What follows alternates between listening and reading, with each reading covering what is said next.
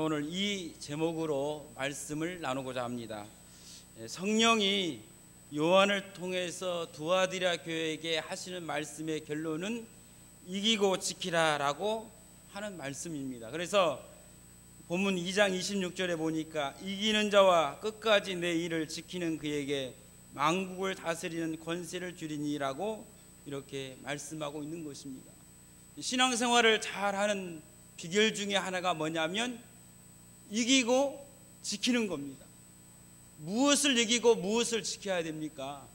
우리의 신앙을 공격하는 원수를 이겨야 되고, 또 그들의 공격 앞에서 우리의 신앙을 지키는 사람이 신앙생활을 잘할 수 있는 사람이다, 잘하는 사람이다라고 이렇게 말씀드릴 수 있습니다.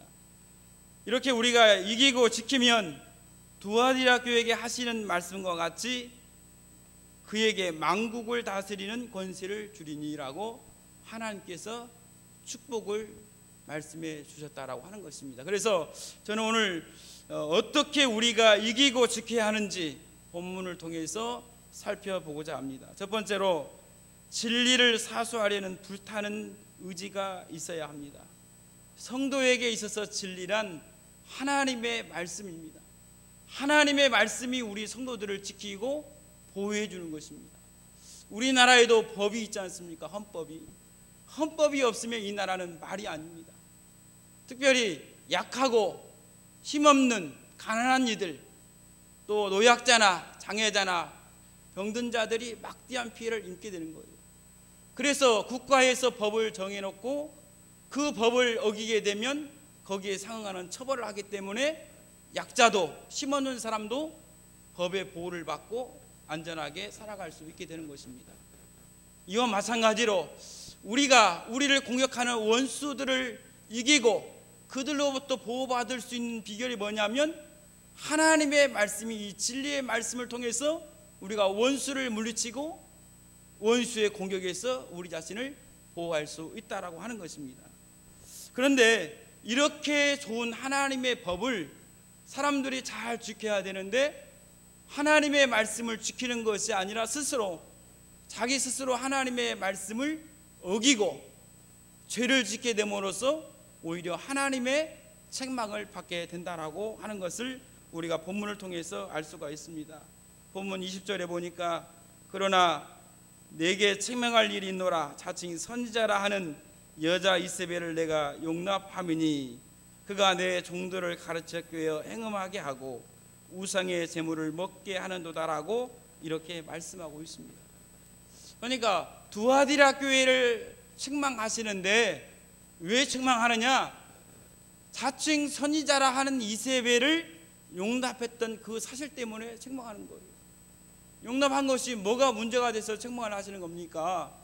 그 여자 이세벨을 용납함으로써 어떤 일이 벌어지자면 그 여자 이세벨이 주의 종들을 가르쳐 깨어서 행음하게 하고 우상 제물을 먹게 하여서 하나님 앞에 죄를 짓도록 만들기 때문에 하나님께서 그들을 책망하신다라고 하는 것을 우리가 알 수가 있습니다. 그래서 두아디라 교회의 문제는 뭐냐면 자칭 선지자라 하는 여자 이세벨을 용납한 것이 문제가 된 것입니다.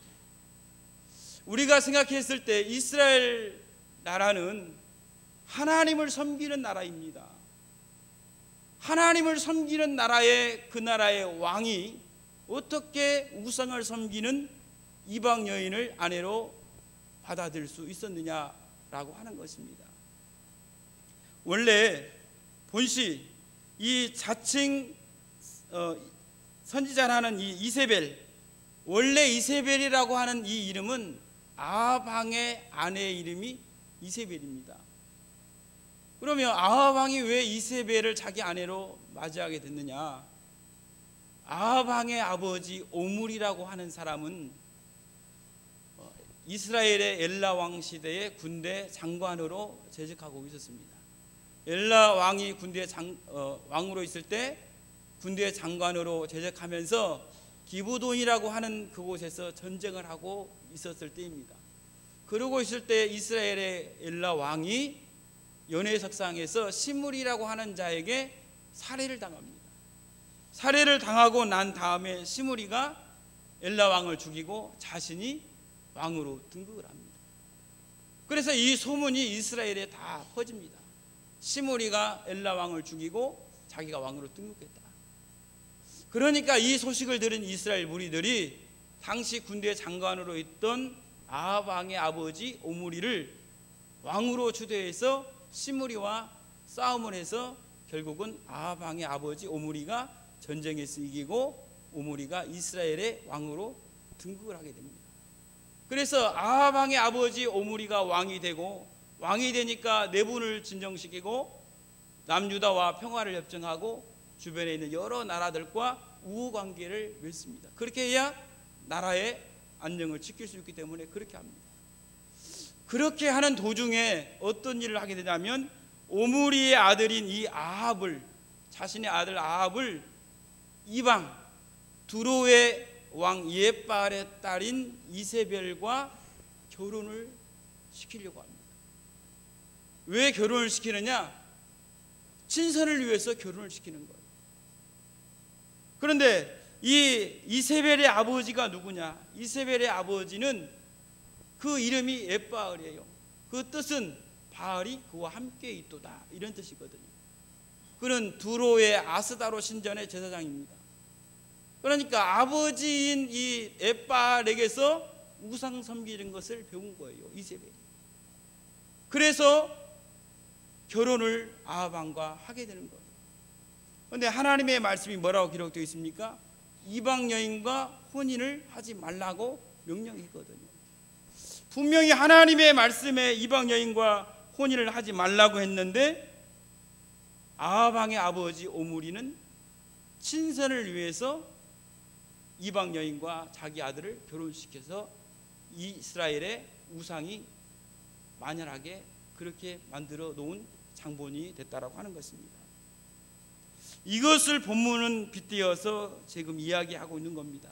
내가 너에게 책망할 것이 있는데 자칭 선지자라 하는 여자 이세벨을 너희가 용납한 것이다라고 하면서 지난 아합 왕의 아내 이세벨을 빗대어서 얘기하고 있습니다.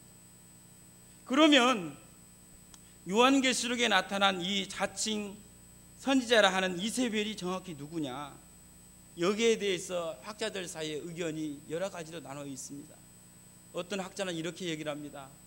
아마 아합 왕의 아내 이세벨이라고 하는 사람의 이름과 동일한 이름을 가진 여자일 것이다, 이렇게 보는 사람도 있고요. 그게 아니고 두아디라 교회 감독의 아내의 이름이 이세벨이지 않겠느냐, 이렇게 보는 사람도 있고, 그게 아니고 거짓 선지자를 대표하는 대표적인 이름으로 지칭한 것이 이세벨이지 않겠느냐, 이렇게 해석하는 사람도 있습니다. 이게 자칭 선지자라는 이 여자 이세벨이 누구인지는 분명하지 않아요, 아직도. 하지만 분명한 것은 무엇이냐? 두아디라 교회에서 거짓 선지자 이세벨이라고 하는 이 여인을 용납했다라고 하는 것입니다. 그 용납했던 그 결과로 두아디라 교회의 주의 종교를 통해서 행음하게 하고 우상을 섬기어서 하나님 앞에 죄를 짓도록 만들었다라고 하는 것입니다. 그러니까 진리의 말씀을 지켜야 되는데 진리의 말씀을 신선이라고 하는 목적으로 그것을 용납해 버린 거예요. 거짓을 용납해 버렸다라고 하는 것입니다. 그래서 두아디라의 책망을 받고 있다라고 하는 것입니다. 그런데 사람들이 왜 진리의 말씀을 잘 지키지 못하는 것입니까? 첫 번째 이유는 하나님의 말씀을 가볍게 여기기 때문에 그렇습니다. 하나님의 말씀은 한 말씀 한 말씀이 매우 귀중하거든요. 하나님의 말씀이 이렇게 귀중하고 소중하면 그 말씀을 내 마음판에 새겨두어서 잃어버리지 않아야 되거든요. 그런데 어떻게 합니까? 하나님의 말씀을 들으려고 하지 않습니다. 욥기 33장 14절에 보니까 하나님은 한 번 말씀하시고 다시 말씀하시되 사람은 관심이 없도다. 하나님이 한 번 말씀하시고 또 얘기합니다. 사람이 중요하지 않은 얘기는 한 번 정도 언급하고 더 이상 얘기를 잘 하지 않아요. 중요한 얘기는 한 번 얘기하고 또 얘기하고 또 얘기합니다. 왜 자꾸 반복해서 얘기합니까? 중요하니까. 그 사람이 그것을 잊어버리면 안 되니까 한 번 얘기하고 또 얘기하고 또 얘기하는 거예요. 그만큼 중요한 거거든요. 그렇게 중요한 얘기를 하면 내 마음판에 새겨두어서 간직하고 있어야 되는데, 욥기 33장 14절에 말씀하고 있는 것처럼 하나님의 말씀을 듣고도 관심이 없는 거예요. 아무리 중요한 얘기를 수없이 해도 내가 그 이야기에 관심이 없으면 어떻게 됩니까? 하나도 들리지 않아요. 아무리 얘기해도 별로 듣습니다. 듣지 않습니다. 그래서 어떻게 됩니까? 결국은 신앙에서 무너지고 후회하는 삶을 살게 된다고 하는 것입니다. 오늘 나나 여러분들이 이렇게 모여서 함께 예배 드리지만 하나님의 말씀을 마음판에 새기면서 듣는 사람이 과연 몇이나 있을까, 이런 생각을 해보았습니다. 어떤 분은 피곤해서 조시는 분도 있을 거고, 어떤 분은 마음에 근심과 걱정이 있어 그 생각하시는 분도 있겠고, 여러 가지 생각 속에서 예배를 드리고 난 다음에 예배를 다 마치고 나면 마음판에 하나님의 말씀이 새겨져서 내가 이 말씀을 들었으니 이제 이렇게 살아야겠다, 이런 다짐이 서야 되는데, 이런 다짐은 전혀 들지 않고 나는 예배를 드렸다, 이것만 마음판에 기억이 되겠습니다. 중요한 것이 뭡니까? 예배를 드리는 것이 중요한 것으로 자리매김하지 말씀은 기억이 남지 않는 겁니다. 이러니 문제가 된다고 하는 것입니다. 여러분, 예배를 드리는 거 중요합니다. 그러나 예배 가운데 하나님의 말씀이 내 안에 들려져서 그 말씀이 내 심령을 울리고 이 말씀대로 내가 살려고 내 생각과 내 마음이 움직일 때, 그럴 때 역사가 일어나게 되는 줄 믿습니다. 그래서 하나님의 말씀이 들려져야 되는데 들려지지 않으니까 하나님의 말씀을 우습게 여기고 결국은 자신의 목적과 여러 가지 이유를 들어서 하나님의 진리의 말씀을 지키지 못하고 스스로 허용해서 하나님 앞에 죄를 짓고 범죄하게 된다라고 하는 것을 두아디아 교회를 통해서 우리에게 말씀해 주고 있다라고 하는 것입니다. 그 다음에 두 번째는 확신이 있다고 해도 사람이 정에 약하다라고 하는 것입니다. 아방이 정말 하나님을 잘 섬기는 사람이었더라면 그 아버지 어머니가 친선을 위해서 정략 결혼을 시켰을지라도 거부했어야 옳습니다. 아버지의 뜻은 알겠지만 하나님이 금하신 일인데 내가 어떻게 이방 여인과 결혼할 수 있습니까? 절대 안 됩니다. 이래야 되거든요. 그런데 그 깊은 내막은 알 수 없지만 결론을 얘기하면 아방이 이세벨이라고 하는 여인과 결혼을 했다라고 하는 겁니다. 이것은 결국은 허락했다라고 하는 거예요.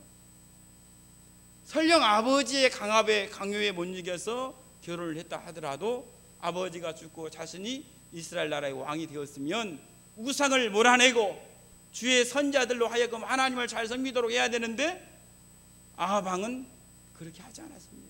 오히려 방관하고 허용하고 내버려 두었더니 이스라엘의 우상이 만연하고 주의 선자들이 죽임을 당하고 고통을 당하고 있다라고 성경은 그렇게 이야기하고 있습니다.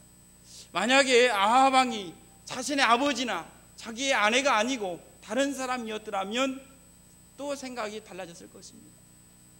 나나 여러분들이나 신앙생활 하면서 부모님 때문에, 내 자식 때문에, 내 아내나 남편 때문에 그 정에 이끌려서 하나님의 말씀을 지키지 못한다면 오늘 두아디라의 교회처럼 우리도 하나님 앞에 책망받을 수 있다라고 하는 것을 기억하시고 진리의 말씀을 정 때문에 사수하지 못하는 그런 어리석은 성도가 한 사람도 없기를 주님의 이름으로 부탁드리겠습니다.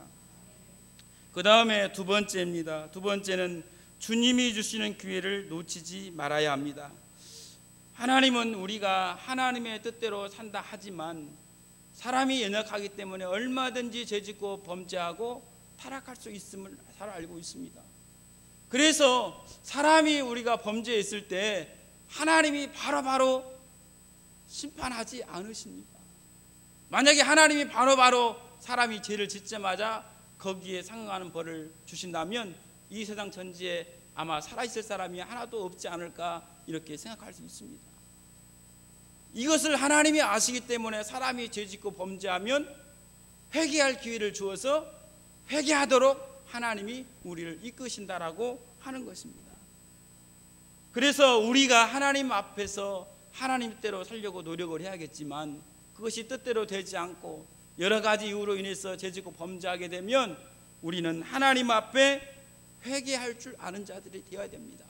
그래야 하나님의 진노를 피할 수 있는 거라고 말씀드릴 수 있습니다. 21절에 보니까 이런 말씀이 있습니다. 또 내가 그에게 회개할 기회를 주었으되 자기의 음행을 회개하고자 아니하는도다, 이렇게 말씀하고 있습니다. 두아디라 교회가 하나님 앞에 죄를 지었을 때 하나님은 그들에게 회개할 기회를 주셨다는 거예요.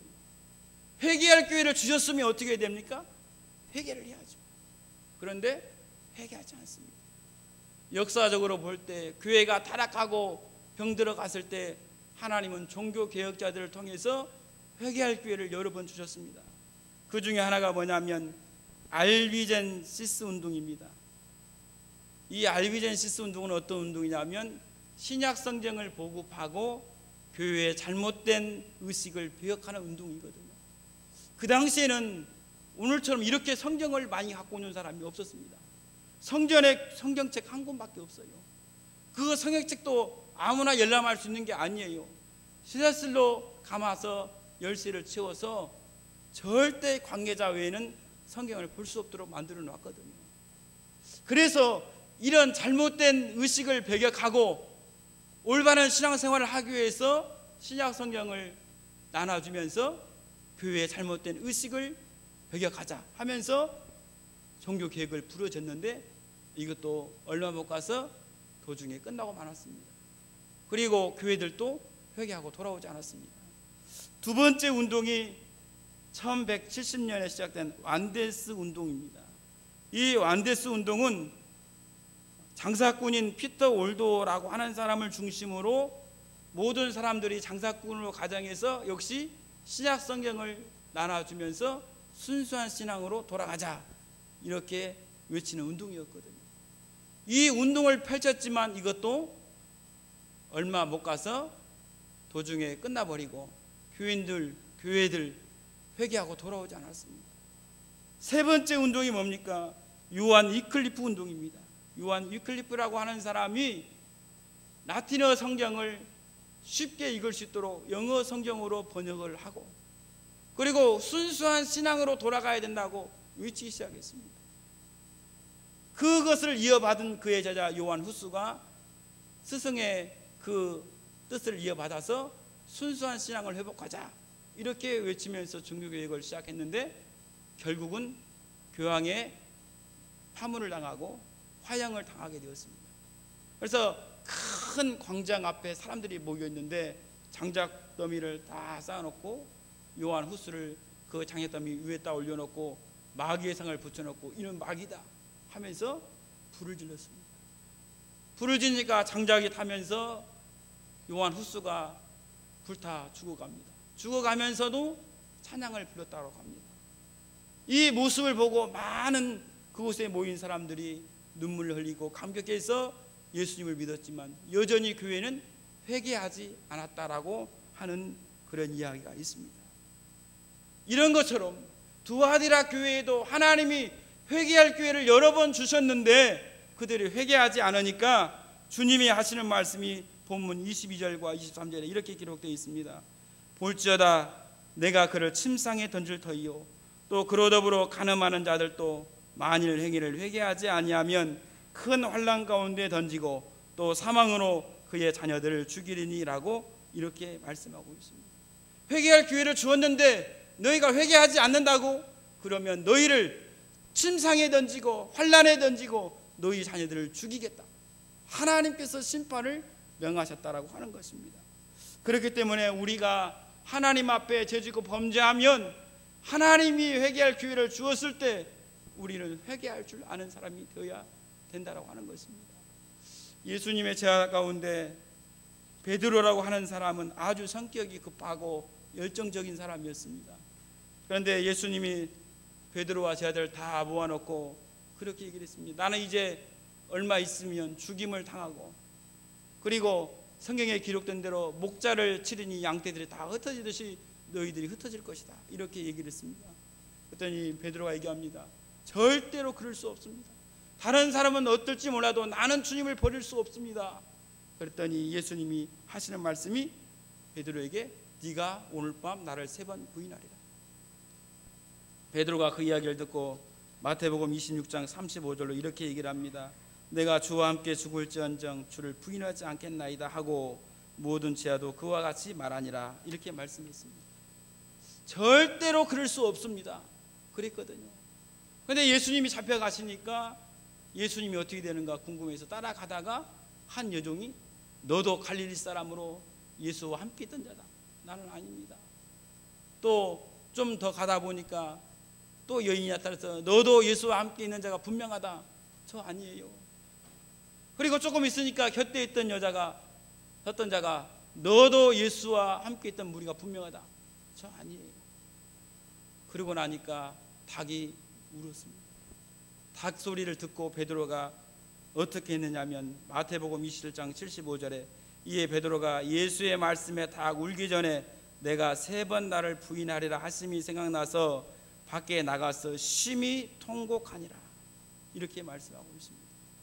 베드로는 예수님 앞에 큰 죄를 지은 것이 분명합니다. 그러나 베드로가 왜 훌륭하느냐? 닭 울음소리를 듣고 심히 통곡할 줄 아는 사람이었습니다. 닭 울음소리는 회개할 기회의 소리로 들린 거예요. 왜냐고요? 예수님의 말씀이 생각났기 때문에 그렇습니다. 바리새인과 세리의 기도에서 세리가 어떻게 기도합니까? 자기가 죄인됨을 알기 때문에 감히 고개를 들어서 하늘을 우러보지 못하고 가슴을 치면서 주여 나는 죄인으로소이다, 이렇게 고백을 해요. 그렇다고 한다면 나나 여러분들이나 예수님을 믿는 사람이 분명할진데 우리가 하나님 앞에 죄짓고 범죄하면 베드로처럼 밖에 나가서 심히 통곡하면서 회개합니까? 아니면 세리처럼 가슴을 치면서 나는 정말 죽을 죄인입니다, 이렇게 회개합니까? 회개하지 않는 사람들도 있다라고 하는 것입니다.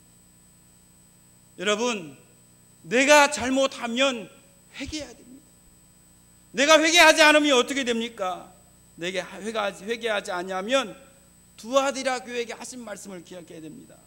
22절과 23절에 볼지어다 내가 그를 침상에 던질 터이요 또 그로 더불어 간음하는 자들도 만일 행위를 회개치 아니하면 큰 환난 가운데 던지고 또 사망으로 그의 자녀들을 죽이리니 모든 교회가 나는 사람의 뜻과 마음을 살피는 자인 줄 알지라 내가 너희 각 사람의 행위대로 갚아주리라, 이렇게 말씀하고 있습니다. 그렇기 때문에 저나 여러분들이나 하나님 보시기에 아름답지 못한 일을 하고 죄지고 범죄하면 회개의 기회를 타서 회개해서 용서받고 심판을 면할 수 있는 그런 신실한 성도들이 다 되시기를 주님의 이름으로 부탁드리겠습니다. 세 번째로 우리에게 있는 신앙의 좋은 점들을 굳게 잡으라라고 하는 것입니다. 성령이 요한을 통해서 두아디라 교회를 책망하시면서 하시는 말씀 가운데 하나가 칭찬의 말씀도 있습니다. 24절과 25절에 보니까 두아디라에 남아있어 이 교훈을 받지 아니하고 소위 사단의 깊은 것을 알지 못하는 너희에게 말하노니 다른 짐으로 너희에게 지울 것은 없노라. 다만 너희에게 있는 것을 내가 올 때까지 굳게 잡으라, 이렇게 말씀하고 있거든요. 두아디라 교회에 남아있어 이 교훈을 받지 아니하고 사단의 깊은 곳을 알지 못하는 이들이 누구입니까? 이들은 거짓 선지자 이세벨을 용납하지 아니한 순수한 신앙을 지키고 있는 자들입니다. 엘리야 시대에도 엘리야 선지자가 바알과 아세라 선지자들과 싸워서 전쟁에서 이기고 돌아오는데 이 소식이 이세벨의 귀에 들어가니까 이세벨이 너무너무 화가 나가지고 내일 이맘때 아세라 선지자와 바알 선지자들이 죽임 당한 것처럼 엘리야 너도 죽임을 당할 것이다, 이렇게 얘기를 하니까 엘리야 선지자가 하나님 앞에 엎드려 기도합니다. 하나님 내가 주를 향한 열심이 어느 누구 못지않게 열심이요 특심인데 주의 자손들이, 이스라엘 자손들이 주의 언약을 어기고 주의 제단을 헐고 주의 선제들을 다 죽이고 이제 나 혼자 남았습니다. 하나님 어떻게 해야 됩니까? 그랬더니 하나님께서 선제를 통해서 하시는 말씀은 열왕기상 19장 18절에 내가 이스라엘 가운데 7,000명을 남기리니 다 바알에게 무릎을 꿇지 아니하고 바알에게 입맞추지 아니하니라라고 이렇게 말씀했습니다.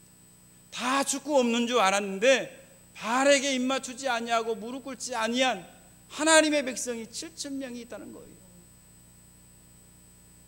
이와 같이 두아디라 교회에서도 다 거짓 선지자 이세벨을 용납해서 다 무너진 줄 알았는데 두아디라 교회에서도 그들을 용납하지 아니한 순수한 신앙을 가지고 있는 신실한 성도들이 남아 있다라고 하는 것입니다.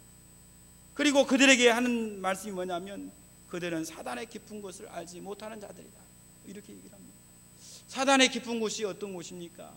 사단은 거짓 선지자 이세벨을 통해서 주의 종들을 가르쳐 현혹해서 행음하게 하고 우상 제물을 먹게 하여 하나님 앞에 죄 짓게 하고 두아디라 교회를 무너뜨리려고 하는 이 의도를 그들은 모르고 있었거든요.